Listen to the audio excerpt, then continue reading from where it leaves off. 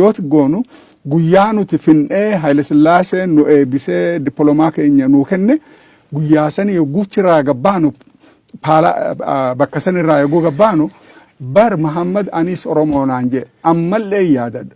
Anis Oromoo naan jee. Maaliif sodaatu? In dhowwamu ture wanni yeroo sanitti yeroo saniitiif oota ammallee nama afaan keenyaan haasa'uu qaanfatu jira bara.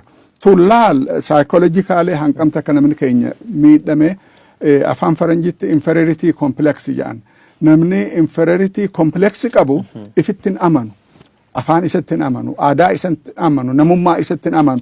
Maal jechuudha namni ifittin amanne nama gadiiti jechuu. Laal addunyaa tanarratti nama if kabaju. Namni if kabaju ummata isaa kabaja. Nama biraatis ni kabaja.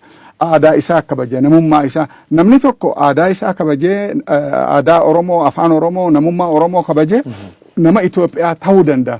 Dur Itoophiyaa keessatti dur qofaa miti ammallee really yoo ati Oromoo taate namni kun nama Itoophiyaa jibbu jedhan. Waa lama wal maddii qabanii laaluun danda'an. Namni tokko boonaa Oromoo tahee boonaa Itoophiyaa ta'uu danda'a bakka takkatti tana arguun danda'an.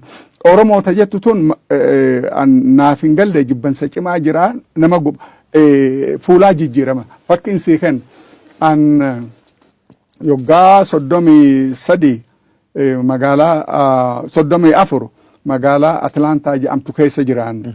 Bakkitiin itti barsiisuu turees achi New York keessattis barsiise irra guddaa Atlaantuma keessattiin barsiise laal magaalaatu jira namni Habashaa kun hedduutu jira magaalaa Atlaantaa keessa saahibaas hedduun qaba yogguu bakka waa bitatan farmers market jedhanii magaalaa addunyaa wanni jirre ta Itoophiyaa irraa kaaftee biyya cufarraa hoo wanni namni bitatu achi dhufa nyaataa jechuu kiyya.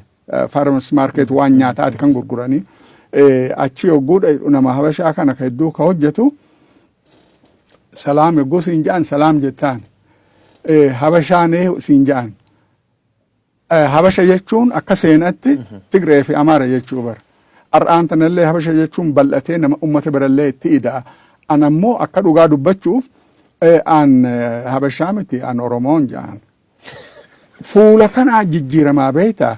Kanaafi qorannoo nu barbaachisa amma lafaa kaasanii dubbachuun nama rakkifti maali rakkoon tun yogguu Oromoo jedhan namni fuulli maa jijjiirama maali jibbansi sun eessarraa jibbanti baddu ummanni tokko jibbansaan deemuun gaarii miti isaaniifis gaarii miti nuufis gaarii miti hegeree biyya tanaa wajji qabnu gartee namni hojii jiraatu yoo jibbansaan kan jedhan taate rakkoo dhufa buruga nama ilmi namaa kun emotionii kan nama yeroo takka drive godhu kana jecha karaa danda'aniin keessaa karaa barnootatti ijoolleen high school bartu ijoolleen university bartu hammam takka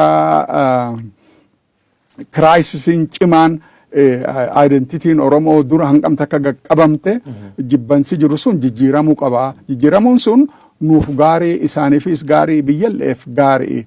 Gabaabdutti maalin jechuu barbaada seeta miidhaa guddaatu physical miidhaa kan hin ta'in mental miidhaa Habasha tahuun superior tahuu afaan Oromootti dubbachuun namaa gad tahuu yaadni akkasii sun baduu qaba yaada baduu qabu afaan Oromoo akka afaan biratti kabajamuu barbaachisa karaa literacharatti akka afaan Amaaratti hin guddanne ammoo ammaan tana eegalame yoo yoggaa 50 booda afaan guddaa tahuu danda'a karaa literacharaa karaa cufattu. Eegii jalqabdee ittum dabarra afaan Oromoo afaan literacharaa tokko afaan barnoota tokko yaa'uu jalqabame. Afaani hojii akka ta'uyyuu afaan hojii federaala akka ta'ullee gaafiin ka'uu jirti. Isaan ati qorata waan taateef afaan kun inni afaan hojii federaalaa ta'an kiraateriyaa guutan jettee yaaddu. Akkama jirutti definitely preparation barbaachisaa irratti qophaa'uu barbaachisaa irra qophaa'anii yoo wanta godhan laal fakkiin sii kenna amma South Africa seenaa biyya sanii yeroo hedduun barsiisaniin beekaa.